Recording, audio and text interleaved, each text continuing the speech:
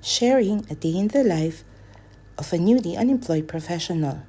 Nag-resign na naman nga ako, pero hindi naman para pakinggan ang opinion nyo.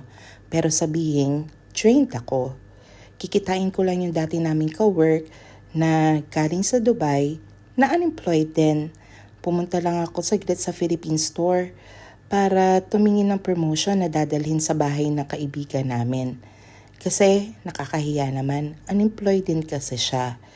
So after kong tumingin, nakita ko yung biskotso na alala ko nakakamiss. Lagi namin yung nilalantakan sa office. So pumunta na nga ako sa bahay ng kaibigan namin at pumasok sa bahay niya nang walang katok-katok. Feel at home ako eh. Tapos nag-act surprise ako na makita ko yung itlog na maalat. Yan lang naman talaga yung lagi niyang hinahanda. So nagtimpla lang ako ng kape kasi umay naman na. So after ko magtimpla ng kape, nagpalaman lang ako ng tinapay na may peanut butter. So yun lang yung kinain ko. Syempre, tingnan mo naman ang hinain, pork. Muslim revert ako. Bakit ako kakain yan? After, nag-usap-usap lang sila ng mga buhay ng dati naming kaopisinang syunga. So yun lang yung inatupag namin. Nagluto lang ako ng bibingka kasi parang bitin pa sila.